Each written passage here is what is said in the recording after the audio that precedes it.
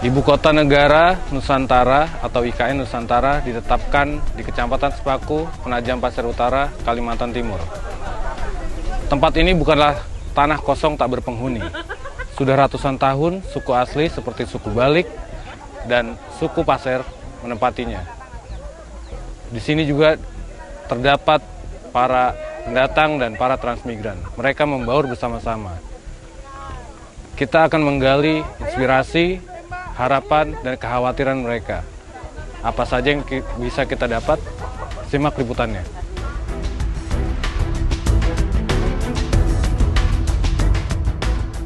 Pembangunan Ibu Kota Negara Nusantara di Kelurahan Sepaku, Penajam Pasir Utara, Kalimantan Timur semakin dekat. Selain harapan yang bersemi, ada pula kekhawatiran yang muncul di tengah gegap gempita megaproyek tersebut. Harian Kompas berkunjung dan berbincang dengan si Bukdin, kepala adat suku Balik Kelurahan Sepaku. Sebagai salah satu suku asli, ia tak masalah dengan program pemerintah dalam membangun ibu kota negara di kampungnya. Namun, ada harapan agar pemerintah memberi ruang bagi masyarakat adat yang selama ini belum pernah mereka dapatkan. Kami berharap mendapatkan perhatian secara khusus ya, barangkali karena kami memang berharap itu, karena kami selama ini hidup kami beda dengan keluarga kami, saudara kami yang dari pulau lain ya. Kami kurang mendapatkan suatu kemajuan yang seimbang dengan saudara kami yang lain, karena di sini maupun faktor pendidikan, faktor secara finansial mungkin kami di bawah keluarga kami lainnya. Jadi harapan kami dengan datangnya IKN ini bisa merubah kehidupan kami lebih baik, dan pola hidup kami yang sudah dulu banyak yang kebiasaan kami hidup. Kami dulu dengan hutan itu betul-betul kita bersahabat dengan hutan. Mata pencarian kami di hutan, hutannya sudah nggak ada.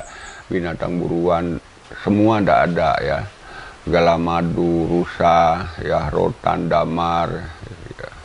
Semua kita mau mancing juga agak susah sekarang, nggak seperti dulu. Nah, kami berharap dengan pemerintah solusinya buat kami ke depan supaya kami lebih baik. Kita ngakui, oh ini kan tanah sampean, tanah leluhur sampean. Boleh enggak kami tinggal di sini, kan seperti itu. Sama dengan pemerintah, boleh enggak kami membangun di sini, kan selama ini kan klononya nggak ada.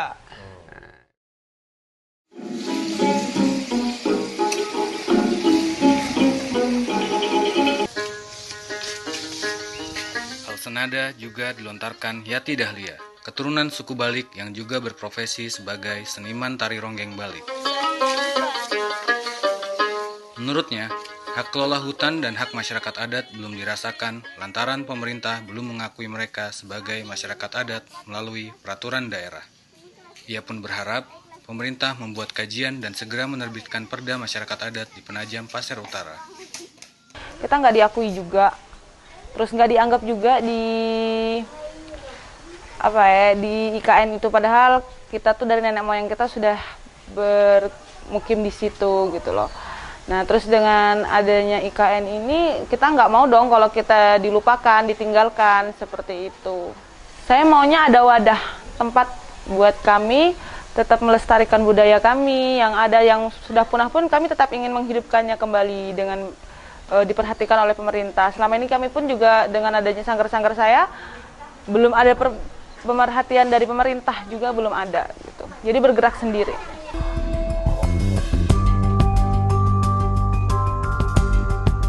Selain masyarakat adat, Kecamatan Sepaku yang bakal menjadi lokasi pembangunan awal IKN Nusantara juga dihuni para transmigran asal Pulau Jawa.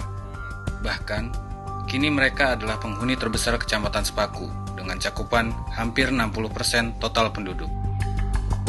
Kompas pun menemui Erwan, yang merupakan generasi ketiga transmigran asal Pacitan, Jawa Timur. Saat ini, ia berprofesi sebagai petani sawit. Erwan punya harapan besar proyek IKN Nusantara tak mangkrak. Sebab, di dalam bayangannya, IKN bakal meningkatkan sarana pendidikan hingga kesehatan di kampungnya, yang sebelumnya amat minim dan lambat berkembang.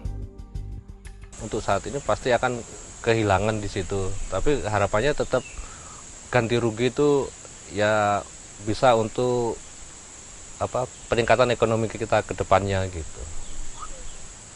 Merdeka, kalau kita pengen merdeka tentang kebutuhan kita sehari-hari, tetap itu supaya murah, terus dapat mudah dicari, terus perekonomian, harga-harga mudah didapat gitu, barang-barangnya juga mudah didapat gitu. Harapannya IKN tetap jadi, karena ya kita hitungannya generasi ke depan kan pengen maju, pasti anak-anak kita, anak cucu kita ke depannya lagi pengen lebih baik lagi gitu. Ya kayak sekolahan, rumah sakit ada di wilayah IKN ini. Kan selama ini kita sudah berpuluh-puluh tahun jauh untuk kuliah harus keluar kota untuk ke daerah lain gitu. Kalau untuk penggunaan penting ganti ruginya, Pak. Seandainya pun lahan-lahan milik transmigran kelak akan digunakan sebagai ibu kota negara, ia berharap pemerintah memberikan harga yang layak.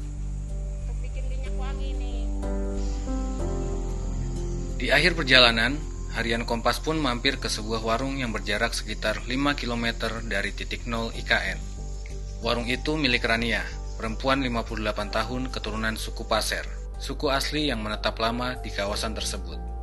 Rumah dan warung Raniah dipatok oleh pemerintah dengan plang bertuliskan batas kawasan inti pusat pemerintahan IKN Nusantara. Raniah tak menyoal program pembangunan IKN oleh pemerintah. Namun, ia khawatir patok itu sebagai pertanda bahwa lahan yang ia tinggali bakal digusur. Ia takut kesulitan mendapat lahan yang strategis seperti sekarang jika ia digusur dan dipindahkan ke tempat lain. Kami masyarakat jangan disingkir, itu aja. Silahkan jadi ibu kota, kami bersyukur jadi ibu kota. Jangan disingkir itu, kami jangan diusir, jangan diusik, begitu kami tetap di sini. RT 10 ini. Semua kami masyarakat, harapan kami cuma cari makan, jualan di sini. Kami tidak keberatan, asal itu sesuai, kami ada rumah lagi, ada kebun lagi, ada untuk modal usaha warung ini lagi. Kami cari makan dari mana kalau tidak dari warung? Sehari-hari 1/4 hektar. Kan kebun jauh di dekat Pulau Balang sana. Menjawab aspirasi dan kekhawatiran warga, Kompas menghubungi pelaksana tugas Bupati Penajam Pasir Utara dan Ketua Tim Komunikasi IKN. Ada upaya, ya lagi kan tidak mudah ya membuat dasar hukum tentang keberadaan masyarakat adat ini ya. Beda seperti misalnya di Baduy, di mana lagi, di anak suku dalam ya. Di sini masyarakat adat itu sudah berbaur dengan masyarakat pendatang, sehingga untuk menentukan itu masyarakat yang memiliki hak hukum adat perlu pengkajian. Tapi kemarin sebenarnya sudah ada solusi. Kita diminta untuk mengidentifikasi kelompok-kelompok masyarakat adat yang mendiami beberapa tempat yang ada di sekitar wilayah ini untuk diajukan kepada Kementerian Kehutanan untuk membukakan mereka agar mereka bisa menguasai areal-areal yang selama ini mereka diami. Terus melakukan pendataan inventarisasi tanah-tanah yang ada di wilayah IKN, termasuk pendataan mengenai kepemilikannya, status hukumnya. Tentu pembangunan ibu kota Nusantara tentu harus dijalankan dengan mekanisme yang benar ya Mas ya.